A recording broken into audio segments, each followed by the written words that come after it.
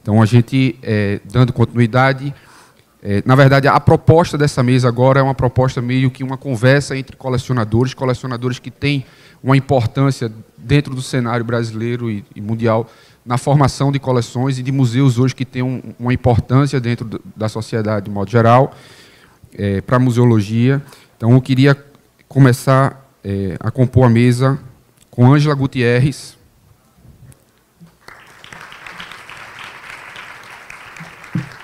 Ângela dispensa comentários, mas aí eu vou dizer, é colecionadora e presidente do Instituto Cultural Flávio Gutierrez, responsável pela gestão de museus, pelos museus do Oratório, de Artes e Ofício Santa Ana, pesquisadora barroco brasileira, especialista em arte sacra. Ângela foi secretária de Estado de Cultura de Minas Gerais, integra o Conselho do IFAM, Instituto Patrimônio Histórico e Artístico Nacional, do IBRAM, Instituto Brasileiro de Museus, entre outros órgãos. Tem importante trabalho na área editorial e diversas medalhas, em homenagens recebidas no Brasil e no exterior, em reconhecimento ao seu exemplar trabalho na área cultural. O Instituto também sente-se honrado pela presença da Ângela Gutierrez aqui no Instituto.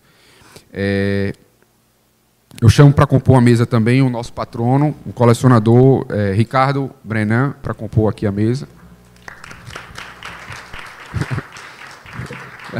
O Ricardo está inibido de vir falar, na verdade, mas na verdade é só uma conversa, certo? Venha-se embora.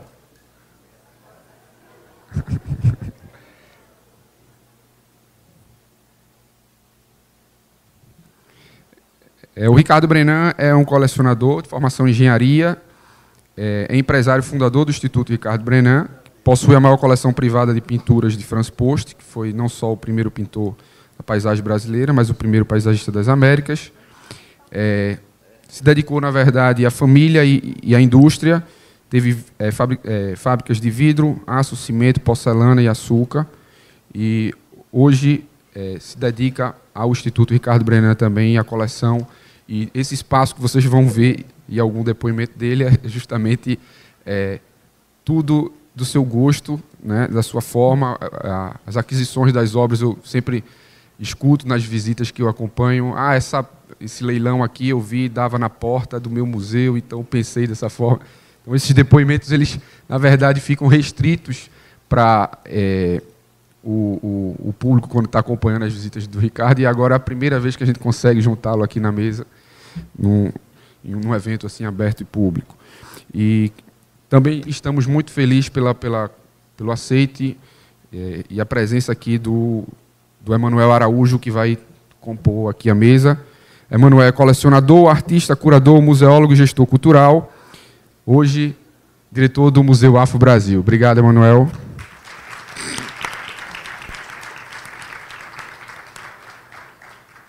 Bem, eu iria deixar a roda de conversa bem aberta e, na verdade, mas eu soube que a Ângela trouxe um slide, né? Eu soube que a Ângela Gutierrez trouxe um slide, mas, de qualquer forma, eu vou lançar uma provocação aqui. Na verdade, o Ricardo ele lança, já é registrado notório no site, folder, ele diz que a construção do Instituto é um momento em que ele usa uma frase de Fernando Pessoa, que ele diz que quando Deus quer, o homem sonha, a obra nasce. E eu lembro toda vez isso de um poema de um professor, que ele diz que o homem não é o que tem ou pode, é um pouco do que sabe, muito do que sonha, mas é, acima de tudo, aquilo que faz aos outros. Eu sempre uso esse verso. E eu acho que é um ato grandioso de todos esses colecionadores que estão aqui, né, de terem não só o despreendimento de formar coleções, de hoje estar à frente de discussões, travando batalhas com alguns museólogos, acho que isso também e com profissionais da área. Mas eu vou deixar a conversa bem leve, tranquila. Depois a gente talvez tenha um slide da Ângela que seja interessante ela apresentar. Mas aí eu passo já a palavra de imediata para o Emanuel Araújo.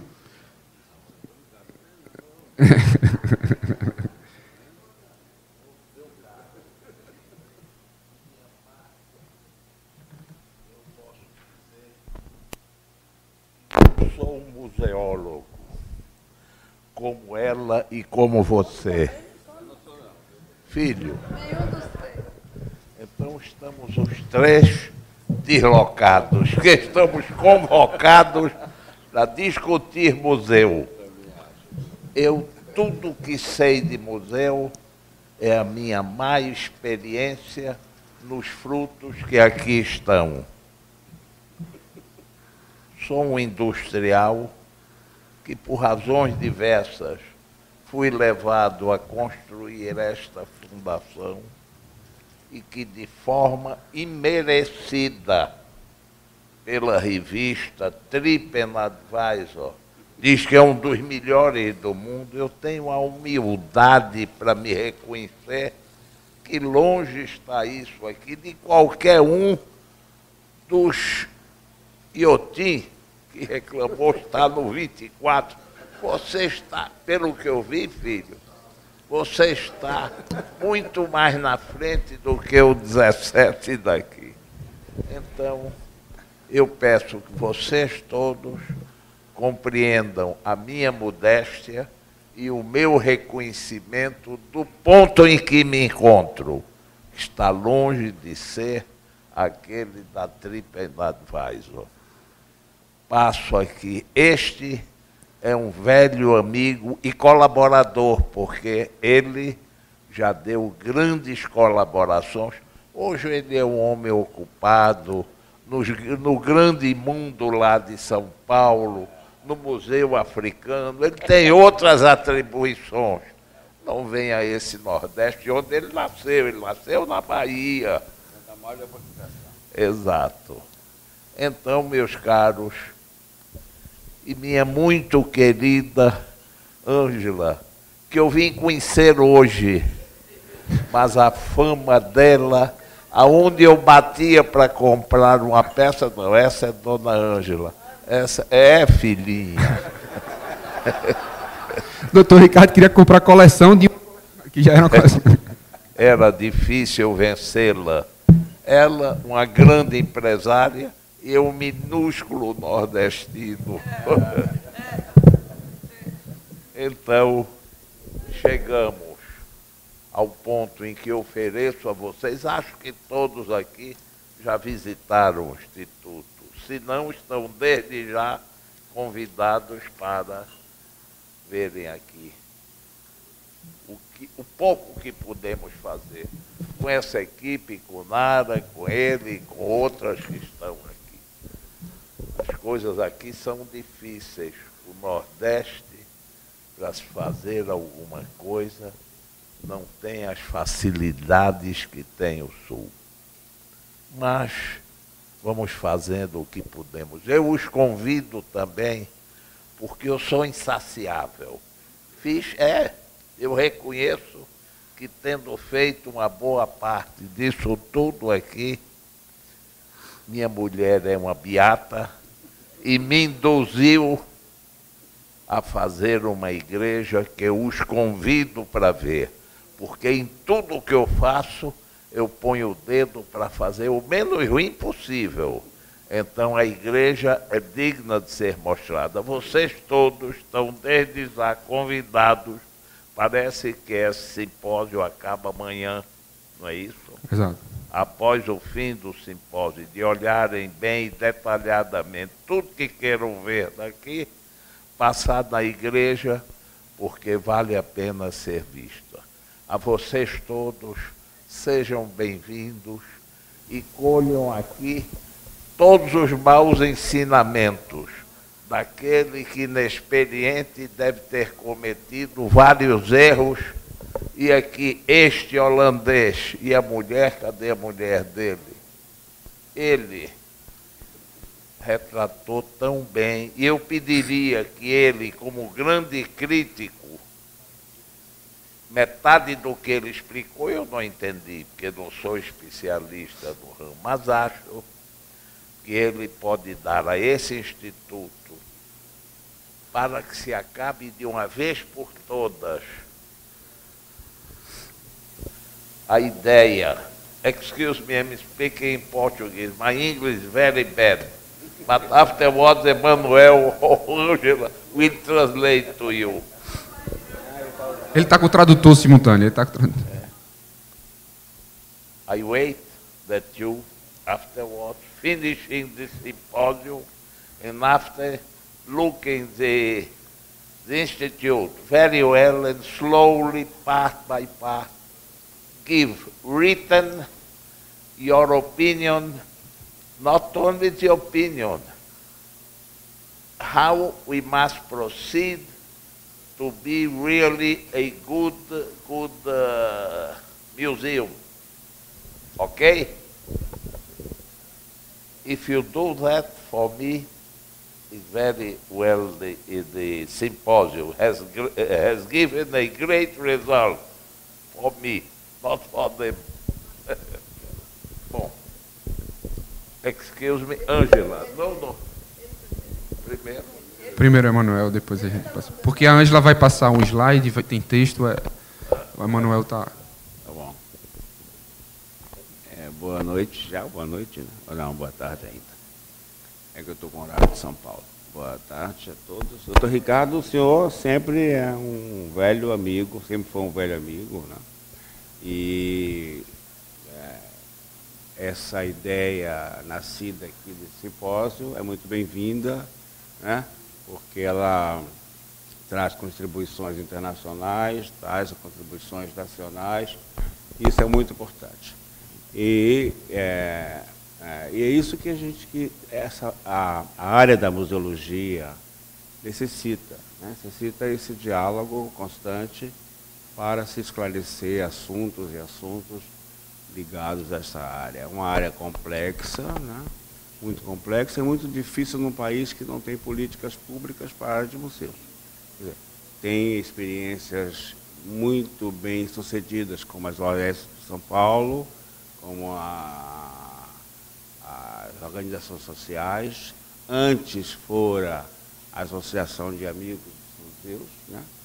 E a Pinacoteca só pôde adquirir todo o acervo que tem hoje internacional e muito nacional, graças à questão da Associação de Amigos da Pinacoteca. Associação essa que foi possível comprar diferentes rodantes quando o Banco Safra aplicou mais de 10 milhões de dólares na Pinacoteca de São Paulo. Diga-se de passagem, um Estado rico, que tem recursos e ricos. Contudo, preciso dizer que o Dr. Ricardo doou um Rodin chamado, que é uma escultura importante do Rodin, que é o Homem Andando na Coluna. Portanto, Estados Unidos, e que por acaso, é uma visita que eu tinha feito a convite do governo americano, do Departamento de Estado, e eles me perguntaram o que eu queria ver. E eu disse que queria ver o museu tal. E a interlocutora me disse, mas você é um artista ou você é um museólogo? Eu digo, não, eu sou um artista interessado nessa correspondência de arte do século XIX, século XVIII, entre os Estados Unidos e o Brasil, por exemplo, entre a pataria americana do Paul Revere e os prateiros brasileiros e tal. Então, assim, foi levado a várias instituições americanas para ver os museus. E, de repente, me vi diante do Aaron Grimm, que era o colega do Frank Lloyd Wright. Ele tinha o escritório de arquitetura com Frank Lloyd Wright. E, através dele, eu fui até a Casa da Cascata, né, em Pittsburgh, e que era o marco da arquitetura moderna americana, né, vendo aquela cascata que você ouvia dentro, não via, via e não via, enfim. E por isso fiquei muito interessado na questão de museus, vendo os museus de arte oriental, que os curadores me levavam para o basement do museu e diziam, segure isso aqui, sinta o peso, sinta o calor de um celadon, veja tal coisa assim, veja o jade como é que é. E isso foi ficando tal. Com o tempo, e isso em 1980, morre um amigo meu que era diretor do estádio, Antônio Carlos Magalhães me convida para dirigir o museu.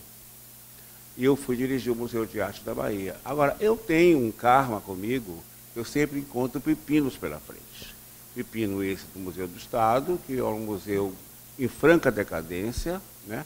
E é um museu que ocupava uma casa pequenininha, com um acervo importante, que vinha da coleção de Góes Calmon.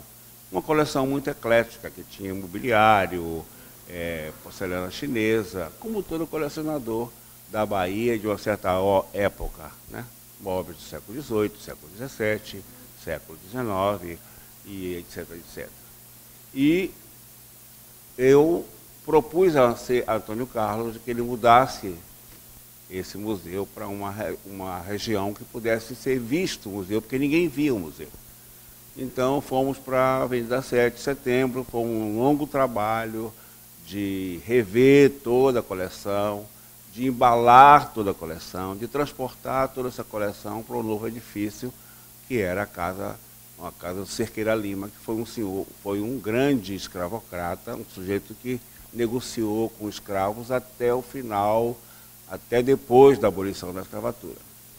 E aí foi instalado o museu e foi criado a grupo de restauro para conservar toda a questão do mobiliário e tal.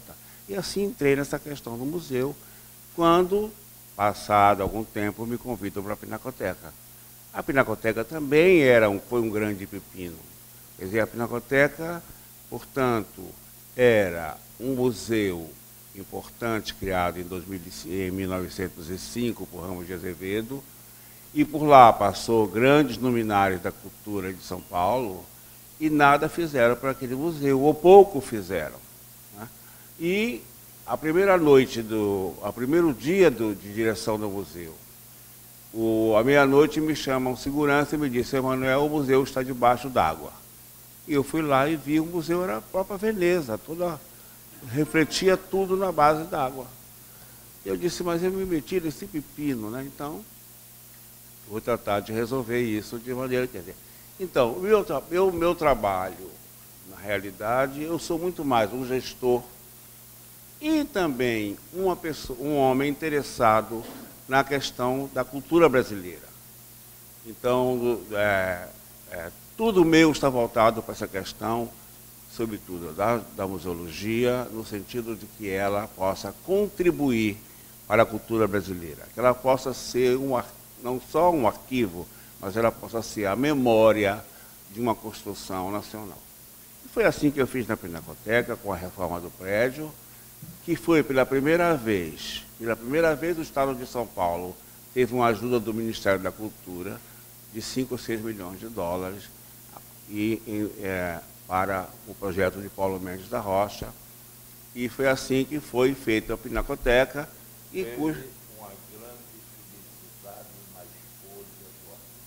Pois é, Paulo, é verdade. E assim quer dizer, essa questão do gestor, da questão do colecionador, mas eu tinha feito uma exposição, sendo eu um homem negro, politicamente negro,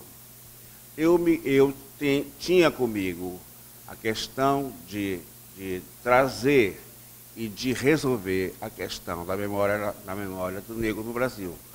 Negro que eu estou dizendo com diferentes graus de mulatice ou não, né? Então, quando houve o centenário da abolição da escravatura, eu fiz uma exposição chamada Mão Afro-Brasileira. E essa exposição foi o princípio desse núcleo, o núcleo do que hoje faz parte do Museu Afro-Brasil. Essa exposição, portanto, era uma visita ao Brasil e as contribuições dos homens negros ao país, da literatura, da música popular, da música erudita, do teatro, do cinema, da pintura, da escultura do século XVIII e do século XIX e século XX.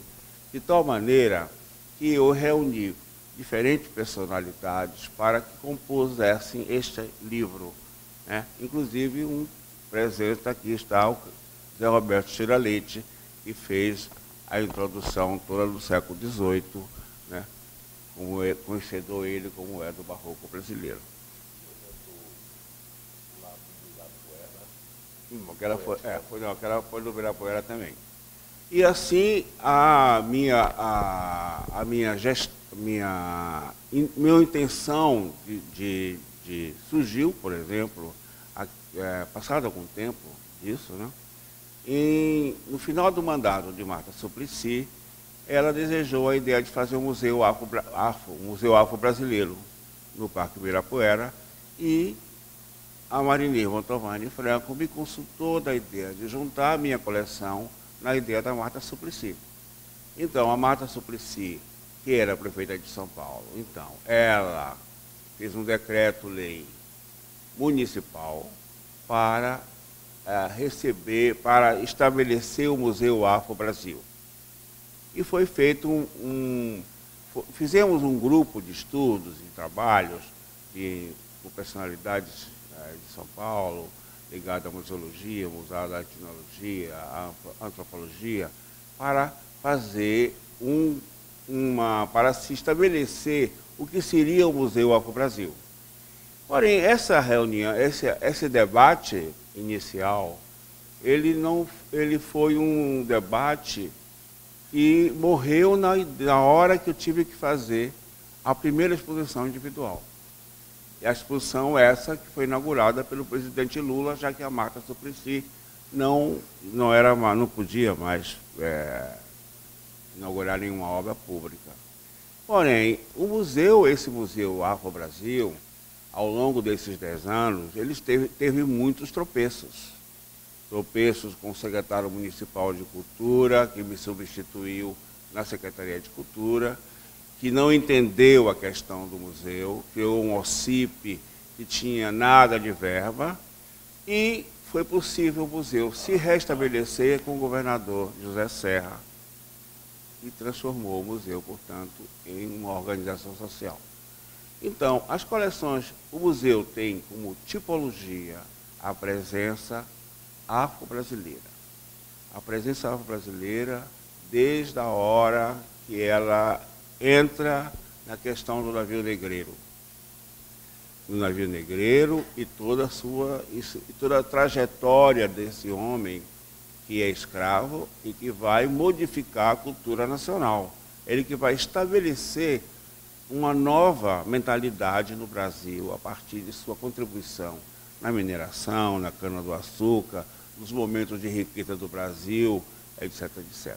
Então, era esse ajuntamento de acervo foi possível porque havia já um núcleo inicial, que era um núcleo feito por mim, né? E que eu tinha estabelecido como doação para o primeiro ao CIP e depois para o governo do Estado de São Paulo, com mais de 2.000 obras. Eu não sou homem rico como o Dr. Ricardo Brenan, sou um artista, né? Um pobre artista.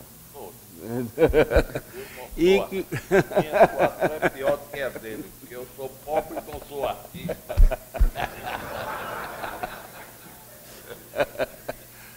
Pois é muito interessante porque uma vez eu fui pedir dinheiro ao Dr. Clemente Mariani, que era um banqueiro do Banco da Bahia. Ele me disse, mas você é muito mais rico do que eu, porque você faz dinheiro e eu só vendo dinheiro. Bem, mas assim, essa coleção foi sendo criada, com a tipologia criada, em princípio, por aqueles intelectuais que faziam parte dessa criação tipológica do museu. E, agora, como se materializava isso? Como se criava um acervo que pudesse demonstrar, não através de cultura material, da cultura material, toda a contribuição do negro no Brasil, do negro escravo e dos mulatos e de toda essa cadeia, né, racial nacional. Então, foi daí que surgiu a minha ida à busca desse material que fizesse essa manifestação, trouxesse para o museu a visibilidade dessa cultura. E nós fizemos, ao longo desses 10 anos, exposições fundamentais para contextualizar com o acervo do museu. Porque o museu, preciso dizer que o museu está num prédio feito por Oscar Niemeyer para o 4º Centenário de São Paulo. É um prédio de 12.000 metros quadrados. É um prédio que, quando foi ocupado pelo Museu Afro-Brasil, uma boa parte da sociedade de São Paulo disse: mas por que esse museu é na Bahia, que é terra de negro, não é em São Paulo? Entende? E, quer dizer, e foi assim, por desejo de Marta e pela minha tenacidade, de construir o Museu Afro-Brasil em São Paulo.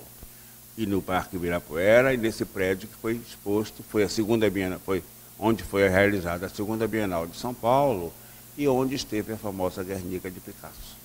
Então, é um prédio que tinha um emblema de abrigar a mais importante exposição internacional que houvera no Brasil. Então, o museu foi se modificando à medida que ele foi sendo enriquecido, né? Afinal, aqueles 12 mil metros quadrados, eles tinham que fazer jus à designação dele, algo que a gente teria como ideia complexa de estabelecer um museu pelo qual a arte-educação, a história, a memória tivessem presentes não só na exposição do acervo permanente, porque o acervo permanente faz um trajeto longo sobre a história do Brasil, desde o navio negreiro, desde das contribuições da mineração, do ouro, da cana-do-açúcar, do café, do barroco, do neoclássico e da arte contemporânea, e com o teatro e com a biblioteca. Quer dizer, esse percurso, ele é sempre enriquecido com exposições temporárias que fazemos, e que essas exposições temporárias, a grande sacada dessas exposições temporárias, são exposições que nós adquirimos acervos junto com a realização da exposição. A exposição, quando é pesquisada, quando é proposta, seja por Lei Rouanet ou seja pelos recursos da Secretaria de Cultura, ela sempre tem, portanto, junto da curadoria, a possibilidade de aquisição de obras que possam enriquecer o museu. E por isso hoje o museu possui aproximadamente 6.500 obras. Então, quer dizer, esses 10 anos de museu foram significativos para a consolidação do museu. E quando eu cheguei na Pinacoteca, a Pinacoteca já tinha quase 100 anos. E a Pinacoteca demorou quase isso para ser conhecida, para ser visitada. E, quer dizer, a minha ideia de museu não se restringe ao colecionismo, mas se restringe à gestão. Ou seja, de trazer com que o museu possa alcançar o público de São Paulo, possa tirar estereótipos como aqueles que existiam na Pinacoteca, situada num parque onde havia sexo explícito, onde havia vendedores de drogas, etc, etc. Quer dizer, não era só a Pinacoteca dentro, mas também era a Pinacoteca fora. Abrir para o parque e fazer com que ela se incorporasse como um todo na cidade de São Paulo. Então, esse trabalho, que eu chamo muito mais de gestor do que de curador, de colecionador. E as curadorias são, do fato, o que a gente como atualiza e como torna o museu contemporâneo e na sua ideia principal, que é unir África e Brasil, de uma maneira que não seja um museu antropológico com a questão africana, mas que é um museu que a gente possa ver de dentro o que a gente quer produzir, o que a gente quer exibir, do que a gente considera afro-brasilidade. Então, não é um museu de gueto, não é um museu de antropologia em que você vê distanciado, como diria Ângelo Oswaldo, brechtianamente, a arte afro-brasileira ou africana, mas, como nós não fomos colonizadores, a arte africana, para nós ainda, no Brasil, é um grande vácuo. O Brasil não consegue ter um grande museu de arte africana. Tem coleções esparsas no MAI da USP, tem coleções ali, mesmo a nossa coleção, a coleção de arte africana do Museu Afro-Brasil, ela está contextualizando o navio negreiro. Ou seja, a gente quer dizer que os escravos que vieram para o Brasil, e para o Eito, nem sempre foram para o Eito, porque eles eram do Eito na África. Eles vieram homens de inteligentes, de escultores, pintores, etc, etc. Então, a nossa coleção estabelece um princípio de reciprocidade entre a África e o Brasil, o que foi feito e o que precisa ser feito ainda. E nós fazemos o que a gente quer. Quando se foi feito, quando eu fiz a mão afro-brasileira, havia muito poucos artistas contemporâneos negros, porque artistas contemporâneos negros que não tinham possibilidade de alcançar o mercado, de alcançar as galerias de arte. Então, as exposições de arte contemporânea africana, como a próxima que vamos fazer em abril do ano que vem, é uma grande exposição que mostra o quanto que a arte africana contemporânea é sofisticada, é importante, está nos melhores museus do mundo, né? Então nós queremos fazer com que essas exposições ela reafirme a questão contemporânea da arte africana para reafirmar também a arte de artistas negros do Brasil, e essa é a condição que o museu encontra para fazer esses diálogos entre a África e o Brasil. E é, sobretudo, pela arte contemporânea que vamos alcançar este princípio. Quando a gente vai trazer um Ella Natsui, que é hoje um artista que está no Metropolitan Museum, no Museu de Nova York, no Museu de Arte Moderna, para São Paulo, a gente quer mostrar que a arte africana ela não está só ligada à questão turística, nem só religiosa, mas também da contemporaneidade, fazer com que o homem africano seja tão contemporâneo quanto o homem europeu, tão inovador e tão provocador. É isso que a gente quer também que aconteça com a arte do Brasil, que seja também tão inovadora e que não fique sempre com aqueles velhos nomes tradicionais da arte brasileira, que são os coroados, né, dos museus de arte contemporânea, mas que possa alcançar esse outro espaço, e assim é que nós queremos. Obrigado.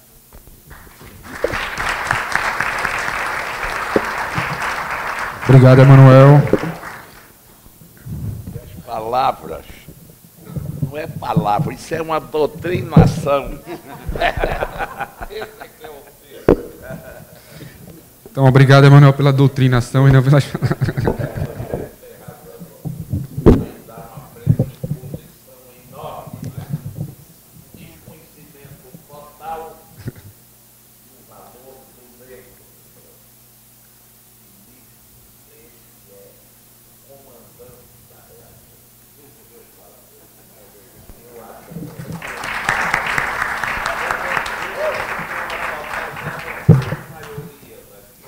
Doutor Ricardo, não é à toa que ele ganhou prêmio honoris causa pela valorização da cultura afro-brasileira, né? Já chegou a ganhar título honoris causa. Aceitou não, porque ele é um pouco vaidoso, né? Bem, então vamos passar a palavra também para a esperada Ângela Gutierrez, que também... na verdade, a Ângela trouxe também um paper, então acho que você vai querer vir para cá ou vai querer ficar aí, tanto faz. Não, você que manda. Está todo mundo muito cansado, já está muito tarde. Eu nem sei se interessa mais depoimento de uma colecionadora mineira, aí não sei, mas eu vou falar bem rápido e Fátima vai andar rapidinho aí também para todo mundo ficar liberado de mim. Tá bom? Eu quero, como todos aqui falaram, agradecer o convite que eu recebi, super honroso. Fiquei muito feliz, muito alegre de estar aqui com vocês, principalmente, doutor Ricardo, porque a vida do colecionador, a meu ver, é uma vida muito solitária. E aqui eu encontrei uma plateia de cúmplices, né, Marinês? E o cúmplice maior aqui, ó, a pessoa que eu entendi pelo olhar e sei que ele me entendeu também. Então, eu estou muito feliz de estar aqui por esse motivo também. Eu lhe disse, não era um colecionador, nem um museu. Não é, não. Eu acho que ele é que é mineiro, hein, gente? Mineiro é que é assim. Bom, então eu quero agradecer novamente a oportunidade de estar aqui e dizer que para um colecionador, falar do seu objeto de desejo, de afeição, é como discorrer sobre os rumos de um filho querido.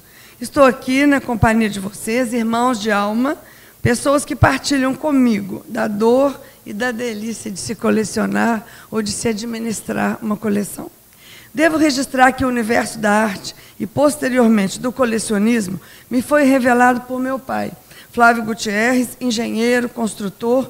Por suas mãos e por seu olhar, eu cumpri todo um roteiro afetivo pelo mundo das artes, determinante na minha formação, e desenvolvi um olhar curioso, voltado para a valorização do que está encoberto, abandonado, muitas vezes esquecido.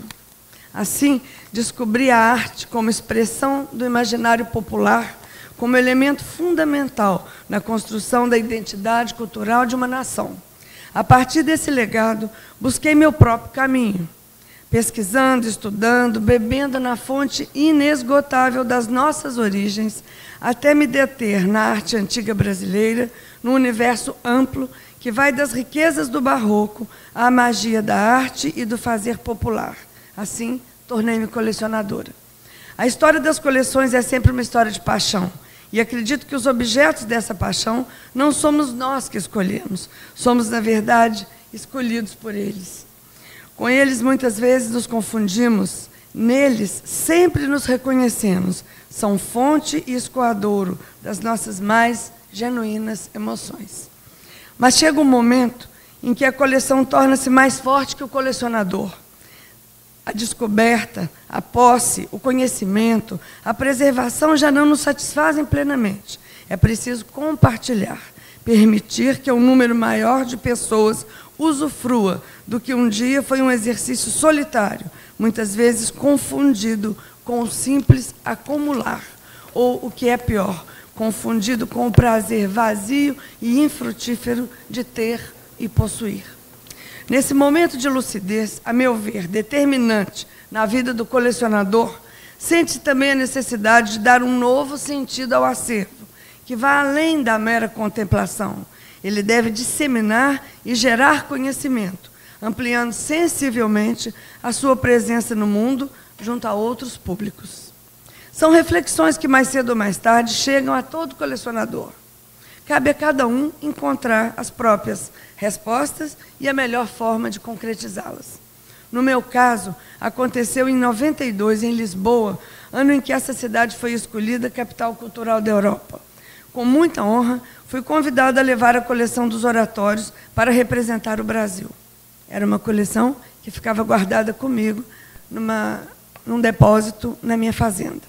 O impacto que a coleção causou nos públicos de vários países presentes nas exposições e seminários foi tão rico que voltei para o Brasil certa de que a coleção era mais importante que a colecionadora e, por isso, deveria ser disponibilizada para o grande público. A consequência foi a opção pela doação em vida de todo o acervo ao patrimônio público ao IPHAN. Para viabilizar o acesso público a essa coleção, optei pela criação do Instituto Flávio Gutierrez, entidade sem fins lucrativos, de utilidade pública, sediada em Belo Horizonte e que vem funcionando com sucesso desde 98. Esta, sim, foi a decisão que marcou a minha passagem de colecionadora para gestora cultural. O primeiro empreendimento do Instituto Cultural foi o Museu do Oratório, criado ainda em 98 em Ouro Preto, com um acervo que reúne 162 oratórios e mais de 300 imagens, todos brasileiros, dos séculos XVII ao XIX e dos mais variados estilos, materiais e origens. A experiência foi tão bem sucedida que, em 2002, decidi criar um segundo museu, dessa vez em Belo Horizonte, instalado nos prédios da antiga Estação Central, que foram restaurados pelo Instituto.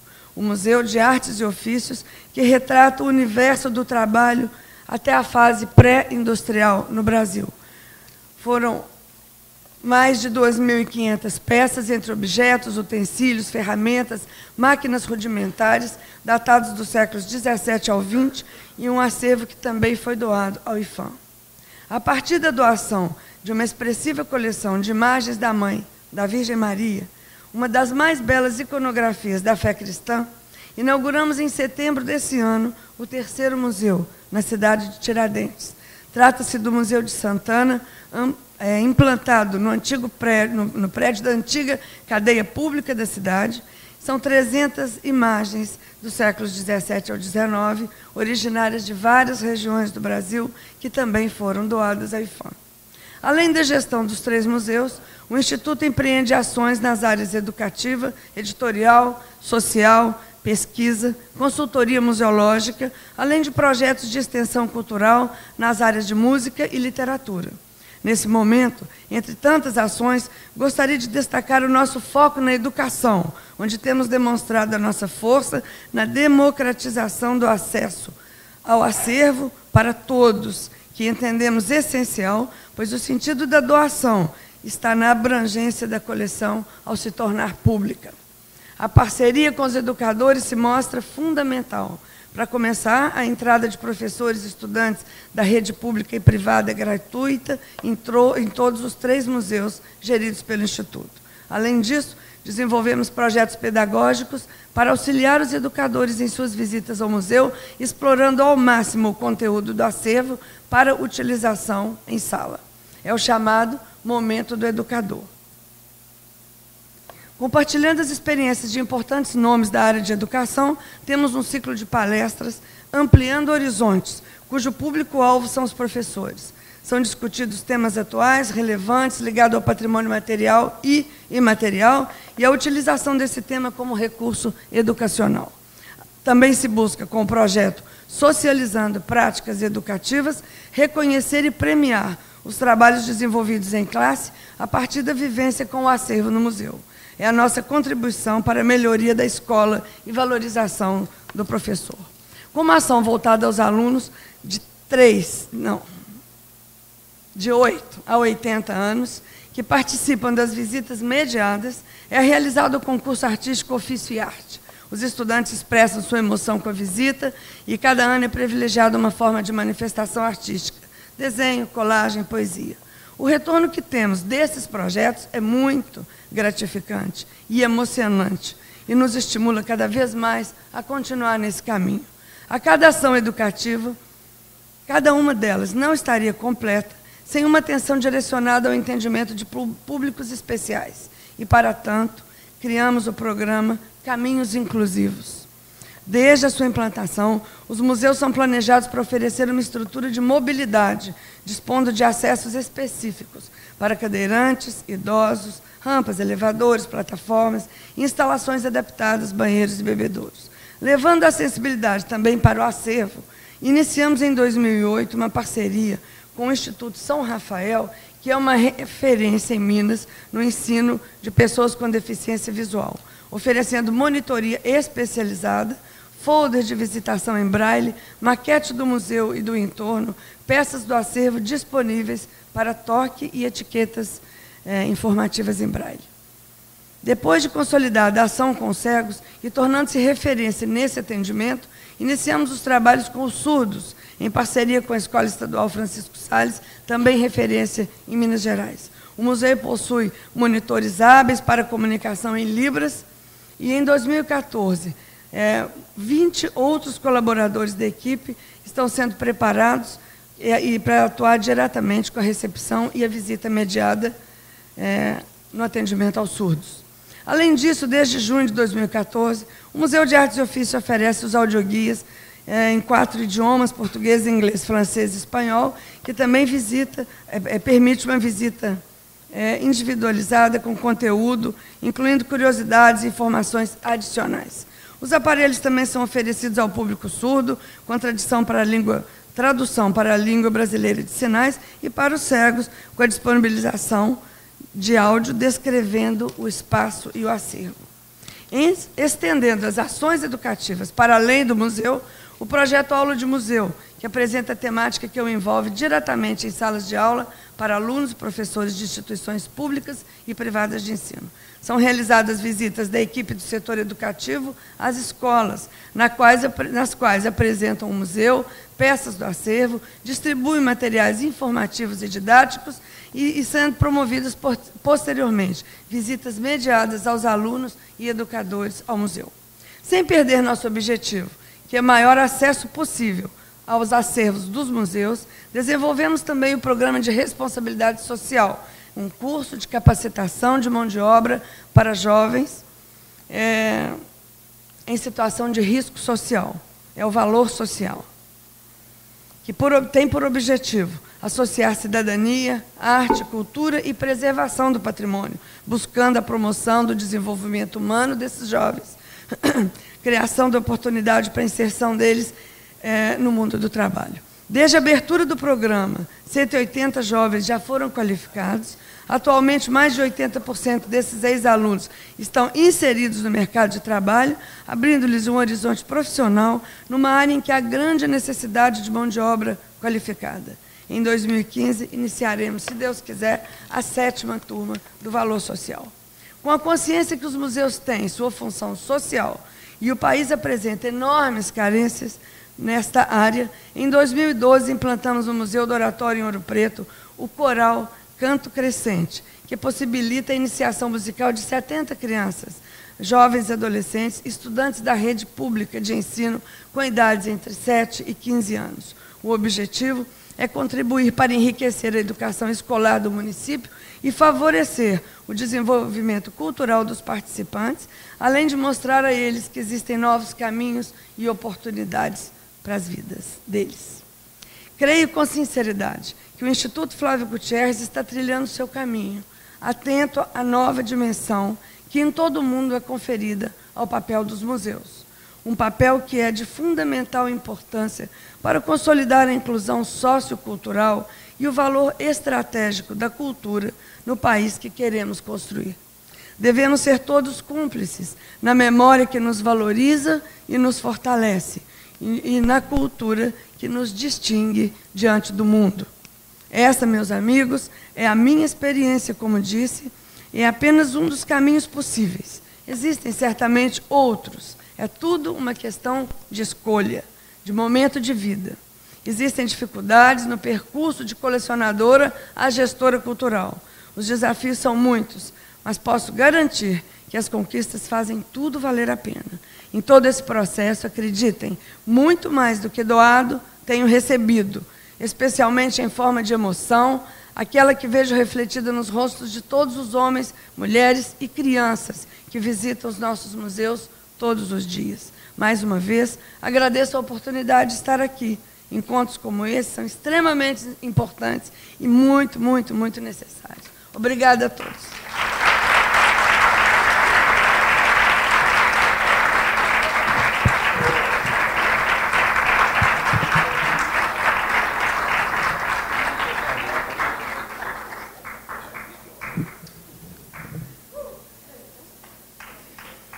Bem, acho que depois das 3 falas dos colecionadores que dizem que não são colecionadores, né? Manuel disse que é um gestor, o doutor Ricardo disse que não é um industrial, e a Ângela também, né? O pai dela que é colecionador, quer dizer, nenhum dos 3 são colecionadores. Mas eu acho que agora é o momento da interação com o público. A gente lembra que a gente teve uma mesa maravilhosa anteriormente, da coleta do contemporâneo, então os assuntos podem ser entrecruzados no momento. Mas aí a gente abre para ser, por conta do dia que foi bastante intenso, cansativo, eu sugiro que nós façamos perguntas em bloco, pelo menos em bloco de 2 ou 3 perguntas, porque aí flui melhor, porque senão fica com algumas quebras. Então, os colecionadores entre si também podem conversar, né? Eu tenho uma pergunta já, se ninguém tiver, que é a dimensão, acho que foi colocada aqui, a paixão, né? E que às vezes vamos dizer assim, o acaso da vida leva à coleção, né? Acho que a Ângela toca muito bem, mas que foi uma coisa também do seu pai. O Emanuel mostrou também que foi algo profissional, e o Dr. Ricardo. Em algumas visitas e até mesmo na parte do castelo, a gente vê, por exemplo, que tem uma cena bem familiar ali do Dr. Ricardo, e um momento, acho que do Instituto, é um momento também de um sentimento de um filho.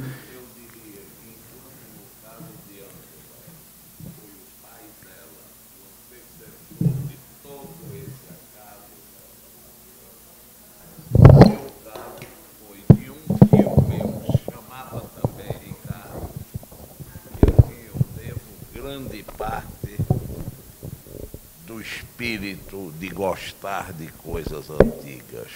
Era o meu tio Ricardo, e não o meu pai, mas ambos irmãos, e que trabalharam juntos 50 anos, irmãos juntos. Ele é que me fez gostar, é que me fez cultivar e me iniciar nessa atividade.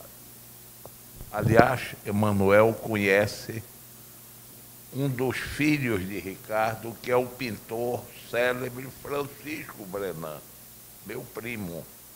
Enquanto que eu caminhei para esse lado, Francisco é nato um pintor, um escultor-pintor. Seu amigo e seu conhecido. Velho amigo, velho e querido amigo. Eu queria dizer também que o seguinte, que nessa explanação a gente não entrou em detalhes do museu, mas o Museu Afro-Brasil, ele tem uma função de ser um espelho, né? O que quando ele foi, a ideia do museu é que as crianças negras que sofrem preconceito na própria escola, ela tenha um espelho pelo qual se possa mirar. Como se pode mirar num acervo do museu? Olha, nós temos um núcleo de memória onde personalidades negras que foram fundamentais na cultura do Brasil estão lá retratadas. Um Teodoro Sampaio, que foi o grande engenheiro de águas e esgotos de São Paulo. O próprio os poetas, o maior poeta simbolista no Brasil é o negro, que é Cruz de Souza. O poeta e os poetas, o primeiro editor brasileiro era um negro chamado Paulo Brito, que fez uma gráfica chamada 2 de Dezembro. E essas coisas não são visíveis no Brasil. A história oficial do Brasil nega toda essa nominata de personalidades importantes, assim como os pintores, Teófilo de Jesus, do século XVIII, os pintores do século XIX, os pintores negros, que Zé Roberto escreveu um livro sobre eles, Estevão Silva, Rafael Pinto Bandeira, os irmãos Timóteo, que fizemos uma grande exposição deles, dos dois irmãos. Quer dizer, o museu tem uma função educativa. Nós temos educadores, temos uma sessão, temos uma coisa muito importante, que é um projeto com a Casa, com a Fundação Casa, que é meninos com problemas da justiça, que vão ao museu, e que nós preparamos também esses professores para que eles, quando voltem para a Fundação Casa, possam tratar aquelas crianças, que na maioria são negros, de uma maneira mais humana. E quando eles vêm ao museu, nós fizemos uma gestão para que eles não tivessem... como é que chama isso? Hein? Algemas. Nós tiramos algemas das crianças para que eles não sofressem preconceito dentro da própria museu com outras escolas, etc, etc. Temos também um singular plural, que é uma forma de pegar no objeto, de sentir no objeto, para cegos e deficientes. Quer dizer, são todas as atividades que o museu, no Brasil, além do seu acervo, também tem uma função social e além de cultural, uma função social de implementar certas situações e certos núcleos para que o museu se complete entre a comunidade e a própria instituição.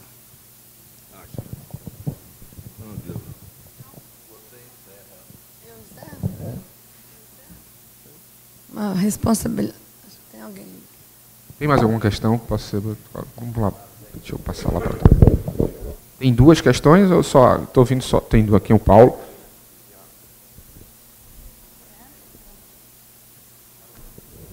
Bom, em primeiro lugar, eu queria dizer que, vendo vocês três aí, eu vejo que eu sou uma bem-aventurada, porque eu já tive a felicidade de trabalhar com os três intensamente, né?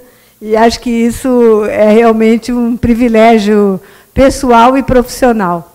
Mas, justamente por essa experiência que eu, felizmente, tive, né, com o Emanuel, trabalhei muitos e muitos anos, trabalhei na implantação do museu, com a Ângela realizamos exposições internacionais, né, de todas essas coleções, e com o Dr. Ricardo tivemos o privilégio de fazer a própria exposição da coleção dele em São Paulo. Então, eu queria fazer uma observação, que talvez vocês não tenham a consciência disso, mas vocês fazem uma passagem entre o colecionador e o gestor de museus, né? E, na verdade, vocês têm dois outros componentes, né? Que vocês são fazedores de museus, em primeiro lugar, que não é bem o gestor, né? O gestor de uma instituição é uma questão. Mas eu acho que vocês têm o desejo, tiveram o desejo de realizar um museu, saíram à frente disso e efetivamente realizaram. E depois vocês têm o gosto museológico. Eu acho que é completamente diferente entre o gosto de colecionar e o gosto de efetivamente atuar no museu, né? Na elaboração de exposições, na colocação, vamos dizer, das obras, nos projetos, no conceito.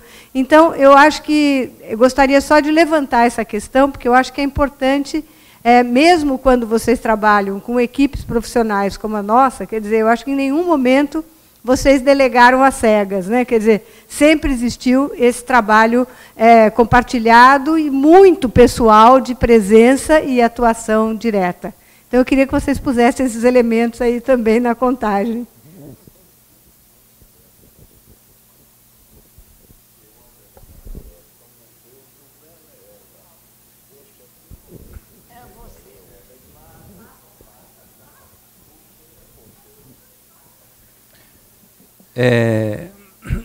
Eu preciso, antes de mais nada, dizer, como a Marinês já começou, não é? Dizer que eu estou muito feliz de estar aqui porque vocês são admiráveis. É muito bonito ver vocês três juntos e dando esse depoimento aqui para a gente. E eu, de certo modo, também me sinto muito honrado e feliz de estar aqui tendo essa sorte. Mas eu, na verdade, eu queria fazer uma pergunta mais íntima para vocês, que é sobre os objetos. Como é que vocês se relacionam com esses objetos? Como é que vocês decidem um dia sair do canivete para a espada, não é? Da espada para a estátua? Como é que você, Ângela, decidiu um dia sair do oratório? Eu sei que o oratório você deve ao seu pai, mas como é que você chegou o dia a perceber que a Santana também tinha lugar, os objetos de ofício, não é? No caso do Emanuel, não é? Como é que você chega à conclusão de que você deve trazer um objeto ou outro objeto para o museu? Não é? Qual é o momento que você decide que aqueles 242 objetos, acho que foram mencionados hoje de manhã, é o momento de entregar para o museu? Não é? Essa pergunta, que eu não sei se é muito íntima aqui para a ocasião, não é? Mas eu não resisto de fazer. Muito obrigado. Posso responder? Bom, posso responder?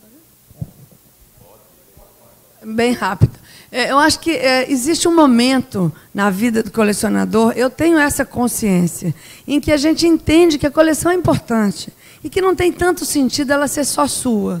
Porque eu falei aqui todas as ações do Instituto para que vocês entendam como é abrangente a ação de doar. Doar é simplesmente uma assinatura, mas o que vem depois é maravilhoso. Então, eu acho que eu tive essa consciência com os oratórios. Doei os oratórios, criei o museu, implantei o museu, entreguei os oratórios, entre aspas, para o IFAM, continuo cuidando deles. Há 17 anos isso aconteceu, continuo ali na gestão do dia a dia, captando, Lei Rouanet e tudo mais.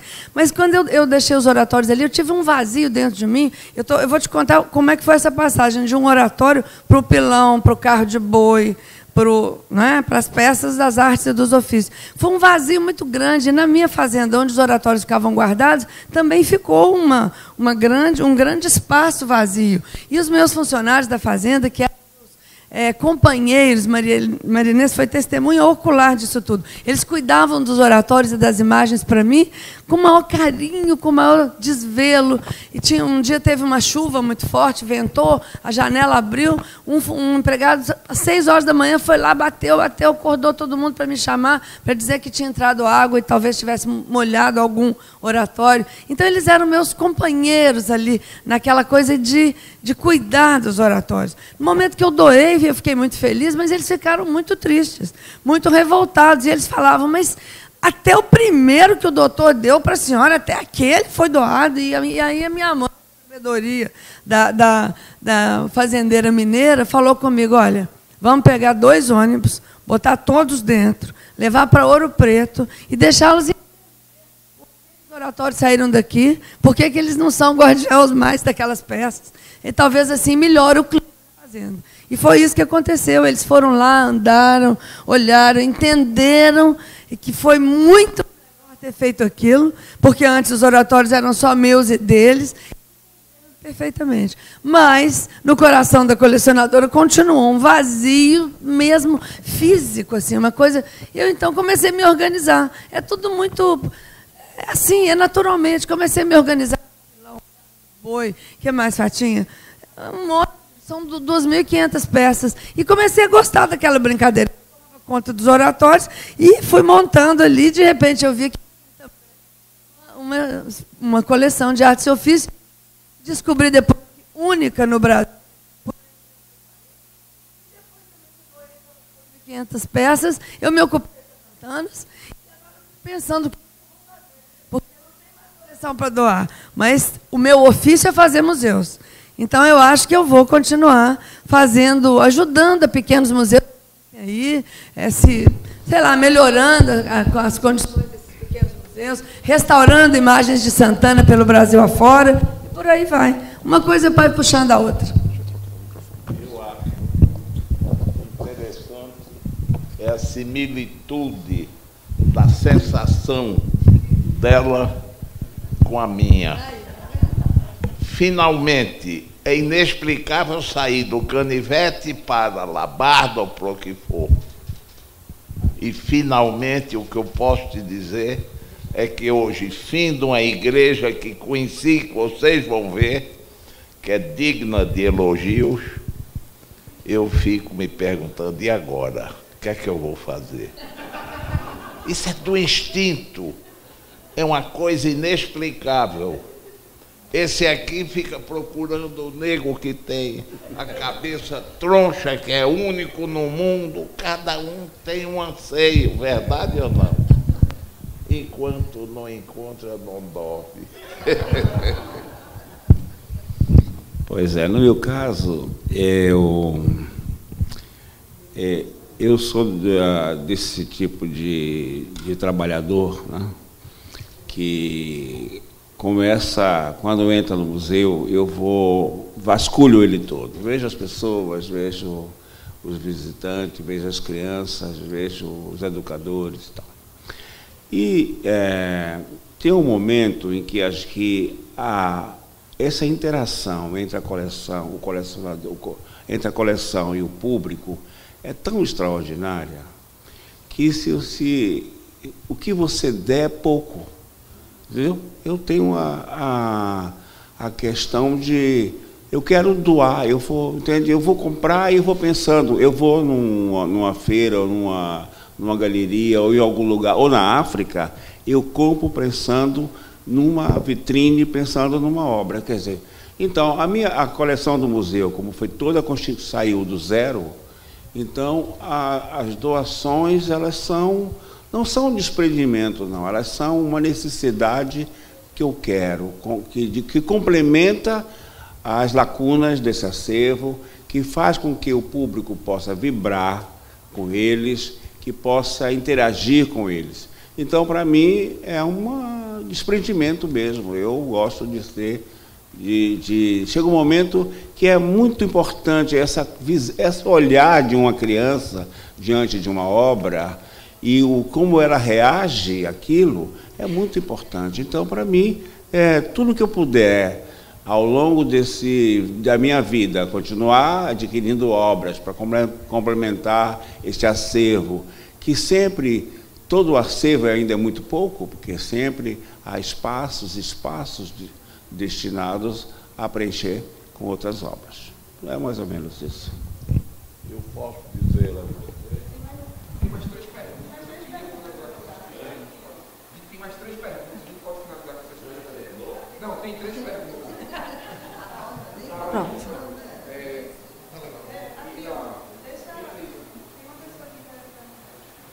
Bom, boa tarde.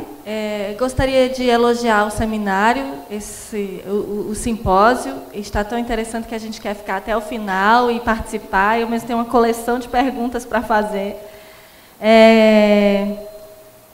Eu gostaria de começar falando sobre esse lugar, né, dos colecionadores e como que, ao longo do tempo, é interessante ver como começam a ter uma participação importante, né, tanto na transformação dos museus, inclusive sugerindo novas temáticas, instaurando modelos de museus públicos. Mas eu gostaria principalmente de destacar a questão a história das mulheres colecionadoras, né? Eu achei muito interessante escutar o seu depoimento, Ângela, porque é interessante também perceber, tem uma historiadora que se chama Julie Verlaine, que ela fez um estudo um pouco de trajetórias de colecionadoras durante o século XX, e ela foi percebendo como essas mulheres elas foram, ao longo do tempo, criando um perfil de atuação que extrapola o ato de colecionar, né? Elas começam a produzir conceitos sobre a sua forma de colecionar, sobre os objetos que trabalham, esse diálogo com o público e essa relação profissional com a coleção, né? Então, de colecionadora para gestora, ou seja, ser colecionadora hoje na contemporaneidade é também ser gestora. Então, a gente tem colecionadoras que organizam projetos com equipes de curadores, que fazem projetos de residência, interferem em museus públicos, participam desses espaços públicos também. Isso é muito importante. Aí, como eu disse, tem algumas colocações também sobre a mesa anterior, que eu achei riquíssima e que acho que a gente teria muito o que conversar também, né? Queria destacar na fala da Marinês, quando a gente pensa os museus como lugar de memória, acho que é uma questão crítica muito importante que o Pierre Nora, um historiador francês, trouxe para a gente, para fazer essa relação do museu como lugar de produção de identidades, mas eu acho que o século XXI, a partir de várias questões que o século XX nos convidou a fazer, deve trazer essa questão que a Marinês colocou, que é um lugar de construção de novas visões de mundo, né? Então, a gente tem também outros pensadores associados à museologia crítica que pensam o museu como zona de contato, o museu como lugar de conversa. Então, esse museu que, para além de ser um lugar de memória, é um museu que produz novas lembranças e relações com o mundo. Eu acho que isso é muito importante. Eu queria destacar isso. Da fala do Ricardo Rezende, queria dizer assim que o Ricardo Rezende é um curador que a gente identifica nele uma postura de pesquisador e que é muito admirável essa trajetória dele, que está relacionada à sua relação com o projeto Leonilson, vai ao Ceará, agora está buscando no Bispo do Rosário, que é um desafio muito grande. Eu acho que é importante que a gente precisa olhar para esse artista e a gente precisa fazer alguma coisa para não deixar o Ricardo Rezende sozinho nessa tarefa de cuidar desse acervo que é extremamente importante. O Bispo do Rosário é um artista narrador que tem, assim, dá para a gente pensar questões sobre a história africana, questões com a relação com a cultura popular, sobre a vida dos marinheiros, né, a revolta da chibata, por que aconteceu e a atualização disso. Então, acho que é um artista que tem uma pluralidade de temas que a gente pode trabalhar e é preciso que muita gente pense em investir nesse artista. E eu queria terminar fazendo um comentário dizendo que eu fiquei muito feliz de escutar a fala da Leontine, de ter encontrado alguém que está pensando em gestão compartilhada de acervos do presente, que é algo que de alguma forma eu venho pensando na minha cabeça, mas não sabia que tinha alguém que estava elaborando conceitos, pensando formas e estratégias de gestão para que a gente pudesse pensar esse diálogo mais participativo nos processos de documentação, e que eu fiquei muito feliz de poder escutar a fala e espero ter outras oportunidades de dialogar com ela. Eu queria... eu esqueci de dizer, eu sou do museu, estou trabalhando, acabei de voltar, estou trabalhando no Museu do Homem do Nordeste, e estou muito feliz de estar aqui, podendo ter esse diálogo riquíssimo com vocês. Desculpe tantas perguntas.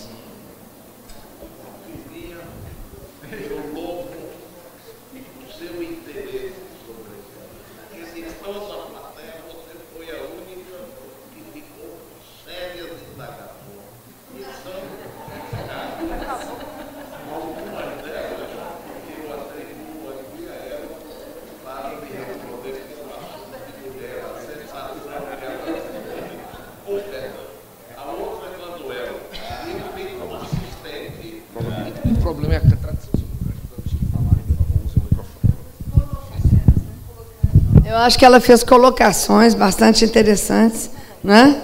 Não precisamos responder porque não tem perguntas, são colocações bem feitas.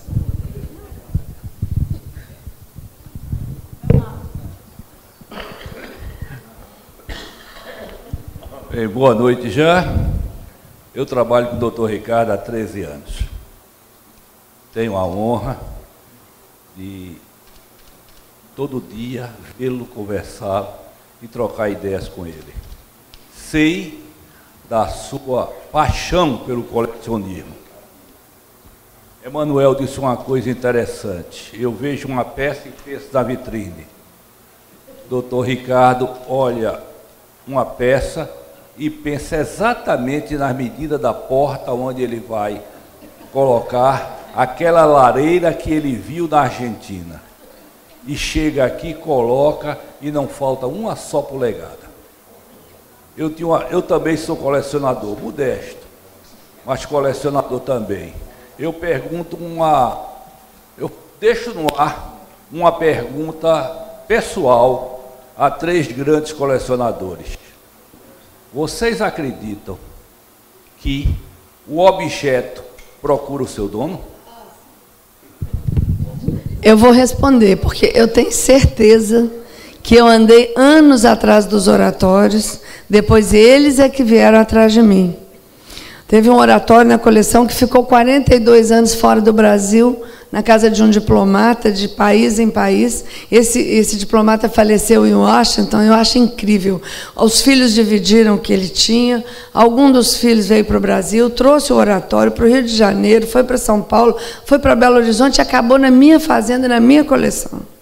E outra coisa, mais impressionante ainda, eu acho que as imagens também procuram seus oratórios, porque a maior parte deles me chegava às mãos vazios. E eu, no começo, uma jovem colecionadora, eu ficava muito aflita, querendo depressa botar um santo, achar o santo certo para aquele oratório, olhando estilo, época e tudo mais. Com o tempo, eu fui amadurecendo como colecionadora e fui aprendendo que o santo busca seu oratório. E é incrível. Vocês vão lá no museu e olham para ver se algum oratório ali não tem aquele santo desde que foi feito, não é, Marinês? É incrível, procura sim.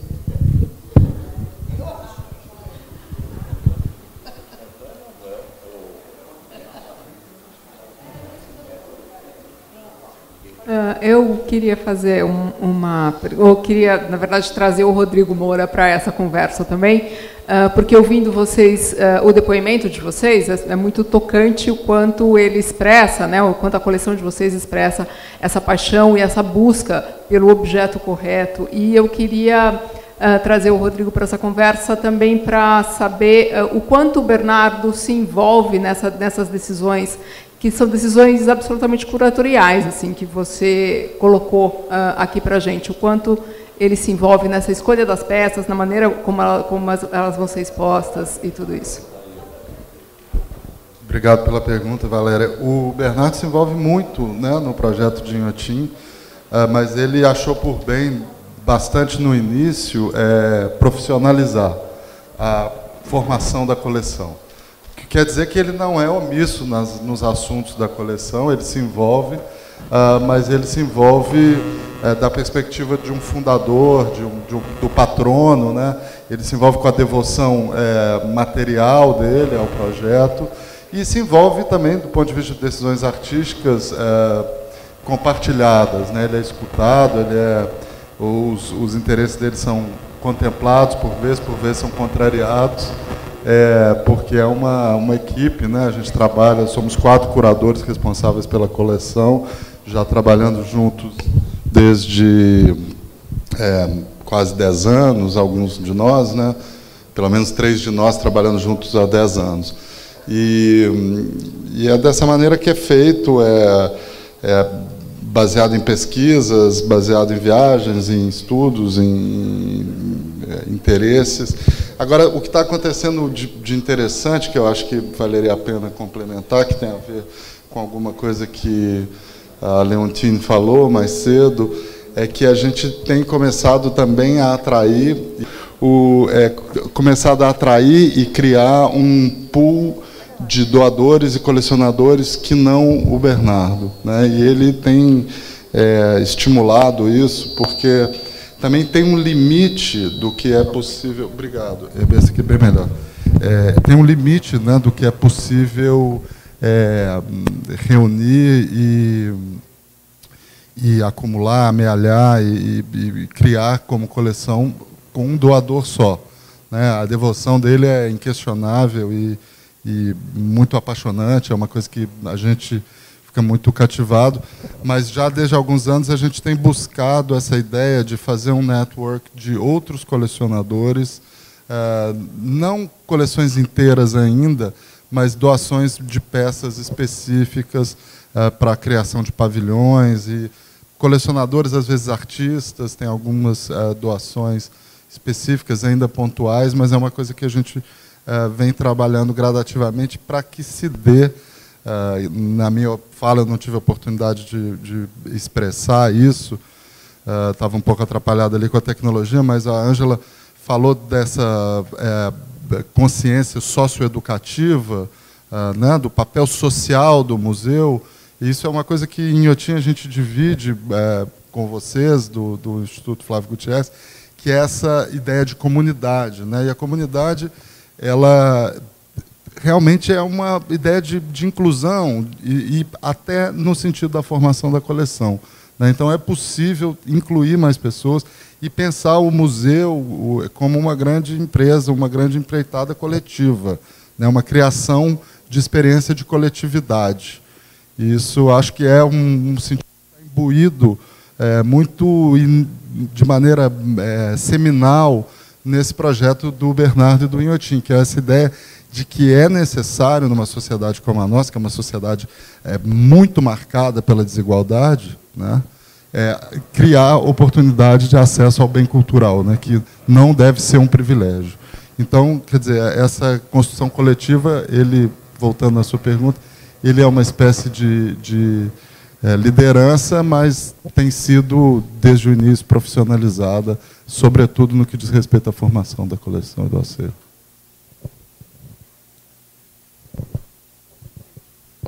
Bem, eu queria fazer uma pergunta para a mesa. Como é o olhar do colecionador para a continuidade dessas coleções? Eu sei que, no caso aqui, os 3 constituíram museus, então é um pouco diferente, mas a gente recebeu recentemente uma exposição com a coleção do Dorico Tavares, que foi até com a curadoria do Emanuel Araújo. E hoje a coleção é maravilhosa, mas hoje a família em si ela não sabe mais o que fazer com essa coleção e não sabe se partilha essa coleção. Então, na visão do colecionador, como é a continuidade dessa coleção junto à família?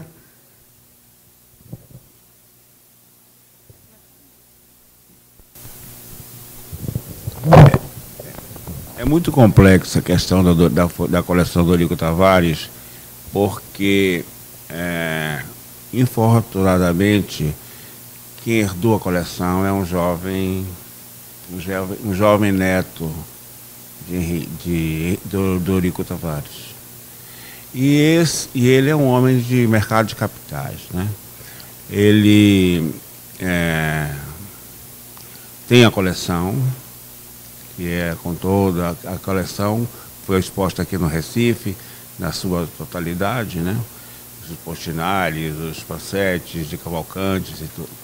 E ele não tem ainda um objetivo, possivelmente vai haver no futuro, mais adiante no futuro, que ele destine a coleção para uma instituição, né?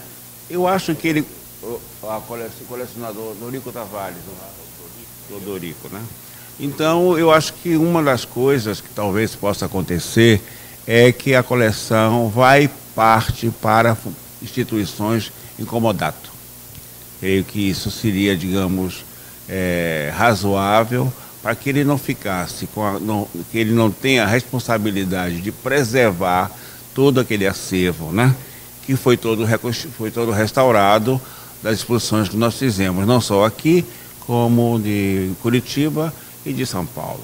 Então, ele tem que ter a consciência, mas eu estou dando um tempo para que ele reflita e faça uma reflexão maior sobre a coleção e da sua ligação, que é muito distante, porque ele pouco acompanhou, né? Ele era muito pequeno quando o Dorico desapareceu. Então, o laço afetivo existe, mas ele não... O pai dele, por acaso, infortunadamente, morreu o pai, morreu a avó e morreu o avô, né? Então, hein? E a tia que morreu há pouco. Então, eram pessoas que tinham domínio daquela coleção. Então, agora ficou na mão de Luciano, que é um jovem, né? Construindo uma família e tal.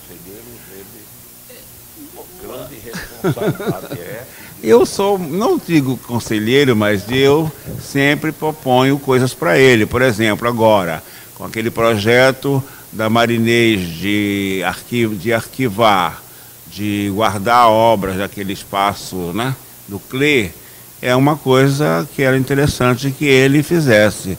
Não sei se ele se anima, quer dizer, animaria, não sei se ele tem recursos para manter a coleção fechada. Agora, o maravilhoso de tudo isso é que ele nunca se desfez das obras, né? Ele, provavelmente. Houve certas obras que saíram da coleção, mas não através dele. Então, isso é muito importante, sendo ele muito jovem e sendo ele que viveu pouco. Quer dizer, ele conviveu aquilo nas paredes do avô, né? Ele deve ser um rapaz de 40 anos.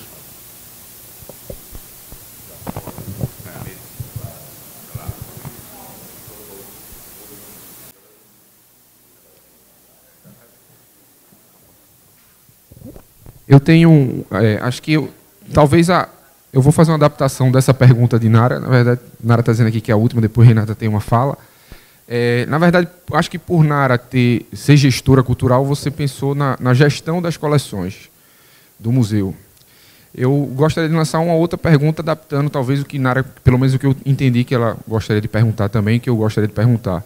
Hoje, o Instituto Ricardo Brenan, do qual eu trabalho, a sua política de aquisição é toda do colecionador, que para a gente é uma grande satisfação, uma honra, é engraçado, às vezes é interessante, é inquietante. Mas eu queria lançar para os três, a da Ângela também, todos os museus que a Ângela, e do Emanuel também.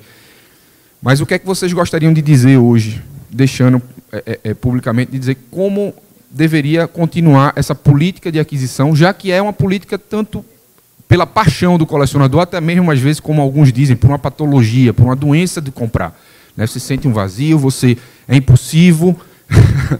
Emanuel está apontando para o senhor, doutor. Mas é verdade. Então, então a pergunta é, como vocês gostariam que nós continuássemos?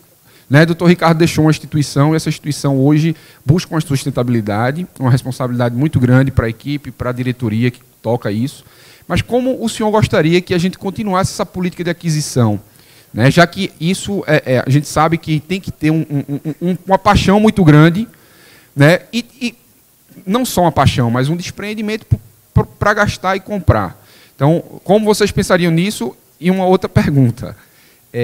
Eu tenho certeza que, assim como a peça procura vocês às vezes, né? Eu tenho certeza que Essa eu tenho mais certeza ainda. Eu acho que os antiquários, esses sim procuram vocês, com certeza. Então, eu queria saber qual a relação também, porque eu já vi o doutor Ricardo falando e comprando coisa, por exemplo, que comprou talvez por um conjunto de peças, né? Tinha um Franz Post, então ele comprou uma coleção porque também tinha um post. Como é essa relação? Porque a gente sabe que o mercado de arte tem um jogo de interesse de poder muito grande e que o colecionador, pelo gosto, né? Acho que o antiquário pode até pensar que está enrolando, mas o colecionador, que é colecionador mesmo, sabe, eu estou comprando isso, mas eu sei que tu está me empurrando isso, mas eu quero mesmo aquilo. Então, como é que vocês enxergam isso e como seria a política de aquisição para deixar para essas instituições que vocês idealizaram, criaram, e que eu acho que é uma missão, queira ou não queira, para pensar e para tocar para frente. Perfeitamente compreensível a preocupação sua, fazendo menção, você, a Nara, e que se estende a toda a equipe que nos ajuda. É compreensível. Eu preciso dizer que estou com quase 90 anos e com esta idade não serei eterno, preocupado com isso. Tendo muitos filhos, e a união entre filhos não é fácil, nem é normal, se constituiu aqui um instituto que é público. Então se precisa o quê? Ou eleger entre vocês ou contratar um estranho para ser o curador dessa obra. Para continuar ao feitio dele, não será mais o meu mau gosto, e sim de um especialista competente, se buscará o melhor possível para tocar esse patrimônio, embaixo de cujo guarda-chuva estão todos vocês, filho. Então a preocupação é justa. No meu caso, eu não sei nele, nem na minha querida aqui. Mas o que eu posso lhe responder é: tranquilizem-se, porque esta preocupação não é só de vocês, ela é nossa também, ela é minha. Então, está respondido?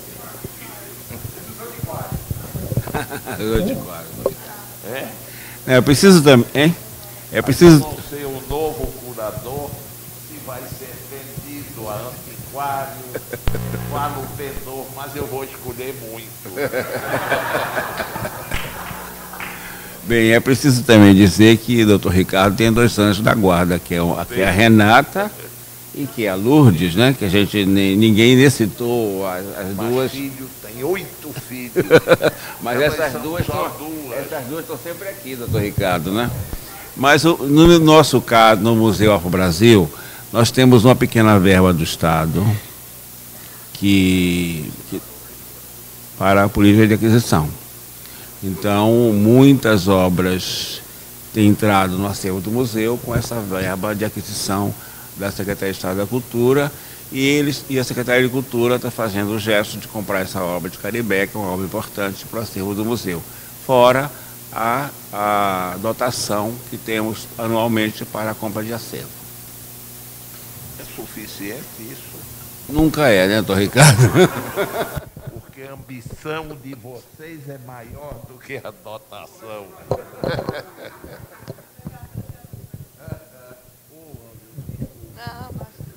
Bom, com relação às políticas públicas, eu acho que antes de falar em política de aquisição, nós deveríamos falar e pensar na política de conservação, de salvaguarda, de proteção, né, do nosso patrimônio. Infelizmente, nós estamos ainda a um passo enorme atrás da necessidade de uma política de aquisição.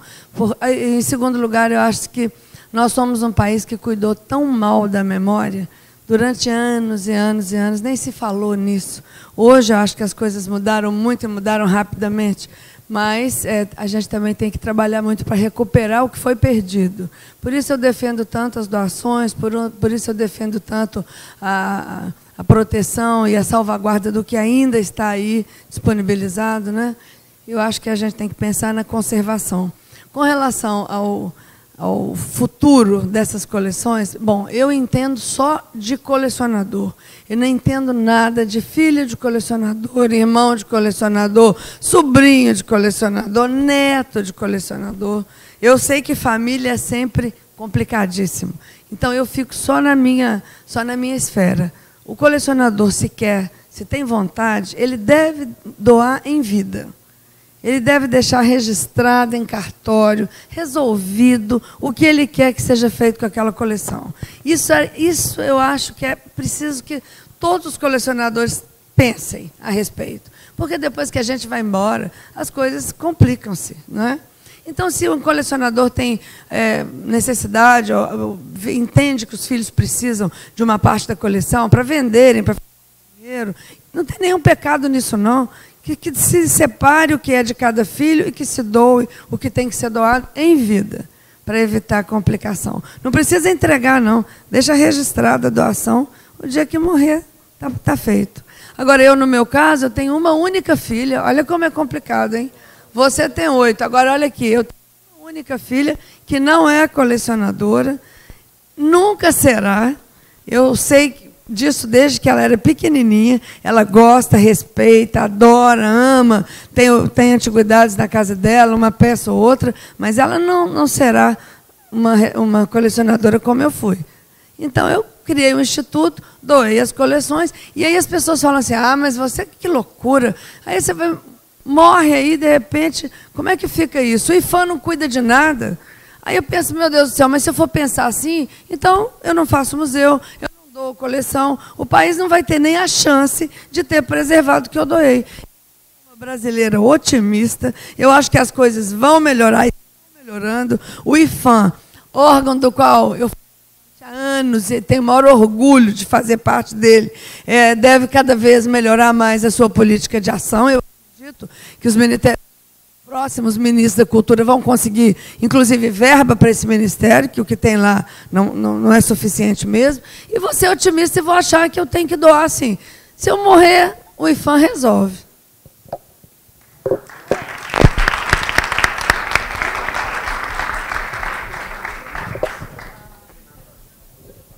Temos a última pergunta para encerrar e depois, dona Renata, gostaria de finalizar.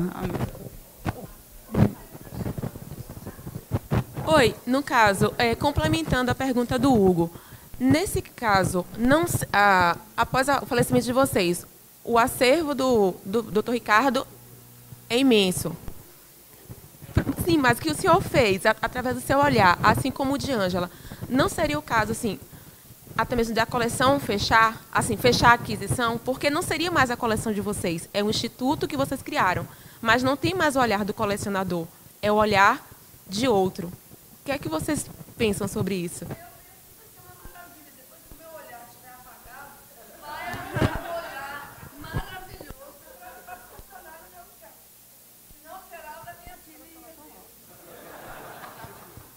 Ok, para finalizar, dona Renata Brenan vai falar.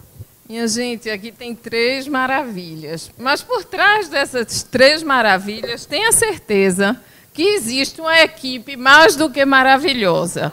E cada um deles é que tem que fazer isso. Nesse caso, papai, através da gente que todo dia amansa de um lado do outro, conseguimos uma equipe fantástica.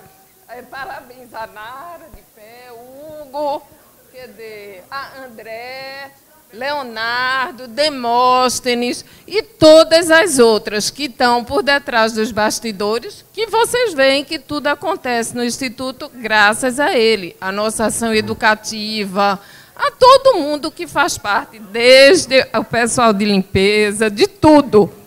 Tudo depende deles. E a gente só fica por detrás tentando o gosto do colecionador, que é muito impulsivo, para o trabalho.